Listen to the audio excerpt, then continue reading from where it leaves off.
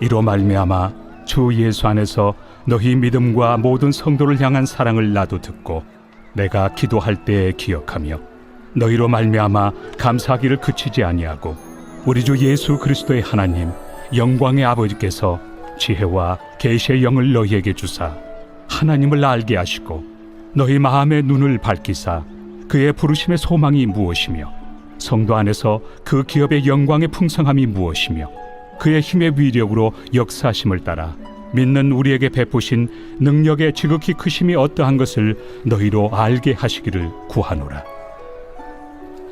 그의 능력이 그리스도 안에서 역사하사 죽은 자들 가운데서 다시 살리시고 하늘에서 자기 오른편에 앉히사 모든 통치와 권세와 능력과 주권과 이 세상뿐 아니라 오는 세상에 일컫는 모든 이름 위에 뛰어나게 하시고 또 만물을 그의 발 아래 복종하게 하시고 그를 만물 위에 교회의 머리로 삼으셨느니라. 교회는 그의 몸이니 만물 안에서 만물을 충만하게 하시는 이의 충만함이니라. 안녕하십니까 큰숲교회 가족 여러분, 2월 16일 화요일 큰숲 매일 말씀 시작하겠습니다. 오늘은 어제에 이어서 에베소서 1장 15절부터 23절까지의 내용입니다. 간단히 말씀 내용을 요약하자면 15절부터 19절까지는 바울이 에베소 교회를 위하여 기도하는 내용입니다. 내가 기도할 때 너희를 기억하며 너희로 말미암아 감사하기를 그치지 아니하고, 바울이 에베소 교회를 위하여 첫 번째로 기도하는 것은 감사죠. 에베소 교회가 힘든 와중에 60년부터 90년까지는 매우 기독교 박해가 심할 때였습니다. 기독교인이라는 이유로 많은 사람들이 바울만 해도 그렇죠. 이것이 옥중서진이기에 바울이 예수님을 믿는다는 그 이유로 옥중에 갇혀야만 했던 그 60년대부터 90년대까지는 정말 박해가, 90년 이후로도 그렇죠.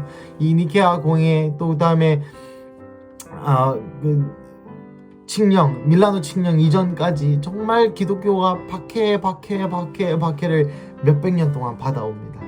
그 가운데 에베소 교회가 여전히 든든히 서 있다는 것은 바울에게 정말 도무지 감사할 내용이었던 것이죠. 또 나아가 이 에베소 교회를 축복하는데 두 가지로 축복합니다. 첫 번째는 하나님께서 그들에게 지혜와 계시의 영을 주시기를 축복합니다. 그래야 하나님을 알게 된다는 것이죠. 우리가 하나님을 아는 것은 우리가 노력해서 알 수 있죠. 하지만 그것이 매우 제한적입니다. 우리가 노력한다고 해서 이 세상 사람들의 많은 예들을 보십시오. 진리를 찾는 사람들이 얼마나 많은지 모릅니다. 하지만 그들 가운데 그들의 마음이 열려서 지혜와 계시의 영이 부어져서 예수님을 진리로 발견하게 되고 하나님을 알게 되는 이 기적이 아무나한테 일어나지 않는다는 것이죠. 그래서 또한 우리가 하나님을 더 사모하게 되고 우리가 하나님을 더 알고자 할 때에 이 바울의 기도처럼 지혜와 계시의 영을 주님께서 주셔야만이 우리 가운데 계시가 무엇인지 알고 하나님을 아는 그 지혜가 생긴다는 것입니다. 둘째, 바울이 에베소 교회를 축복하는 것은 눈이 밝혀지기를 축복합니다. 18절부터 19절까지의 말씀이죠. 눈이 밝혀지게 되면 세 가지를 보게 되는데, 첫 번째, 그 부르심의 소망이 무엇인지 알게 되고, 두 번째, 성도 안에서 그 기업의 영광이 얼마나 큰지, 그 풍성함이 무엇인지 알게 되고, 셋째, 하나님을 믿는 우리에게 하나님께서 베푸신 능력이 얼마나 크신지, 이 세 가지를 알게 된다고 합니다.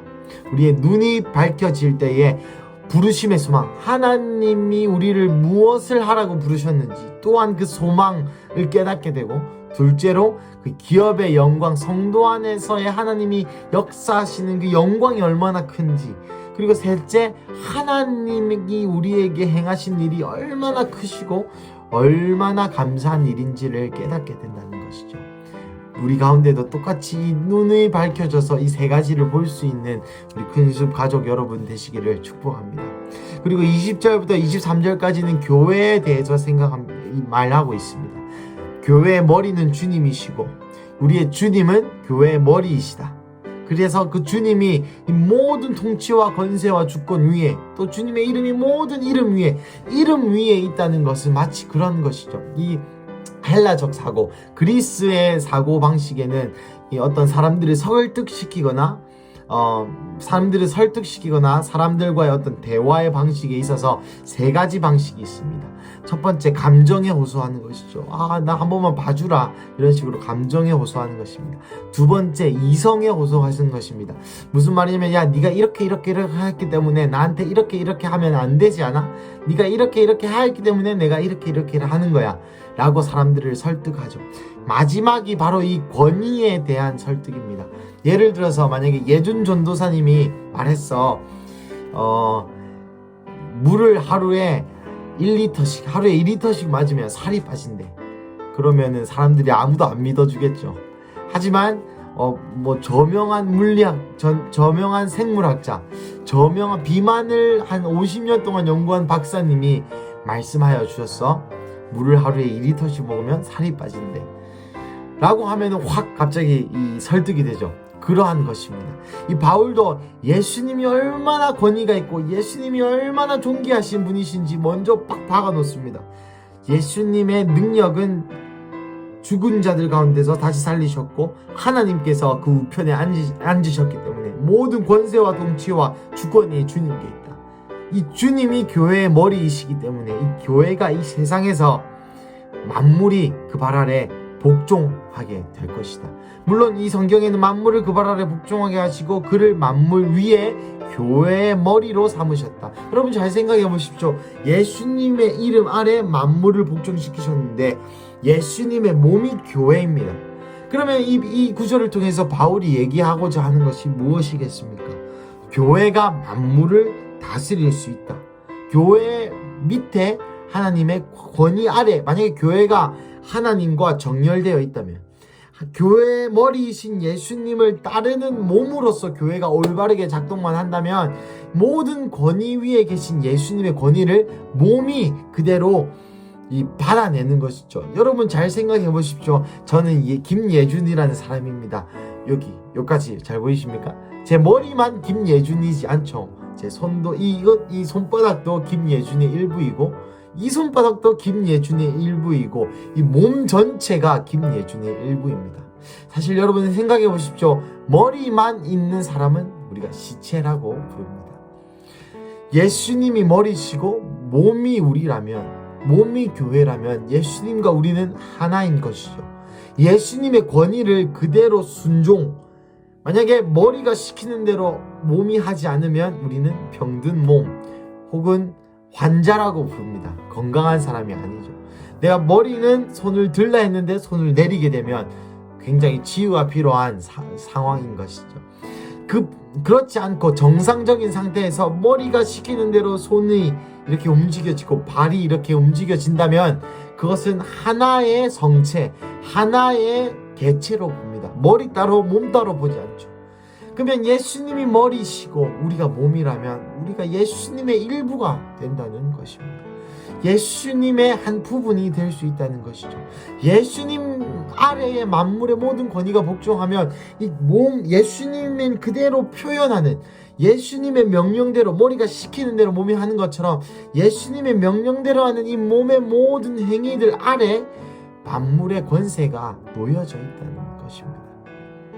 교회가 이토록 세상에 권세가 있고 교회가 이토록 세상에서 영향력을 발휘할 수 있는 그런 권위와 위치가 있다라고 분명히 바울이 얘기하고 있는 것이죠. 사랑하는 가족 여러분, 저는 이 본문 오늘 하루 종일 동안 묵상하면서 제 마음에 그런 갈망이 두 개의 갈망이 피어올랐습니다. 먼저는 주님, 그렇습니다. 우리가 교회의 권위를 회복하게 하여 주십시오.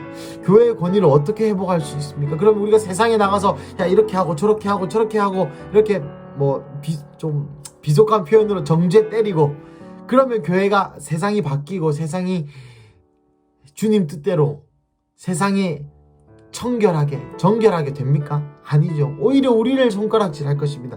교회가 세상을 손가락질한다고, 교회가 뭔데 세상을 정죄하냐고, 너네는 잘하냐고, 이렇게 아마 오히려 역공격을 맞을 것 같습니다. 하지만 오늘 성경은 분명히 교회가 세상으로부터 권위를 가질 수 있는 그 능력을 분명히 얘기하고 있죠. 무엇입니까? 예수님을 머리로 모시는 것입니다. 예수님께 정렬된다면 이 교회는 세상을 이길 수 있는 힘, 이 교회의 이 권위에 세상의 권위가 복종하게 되어 있다라는 것이죠.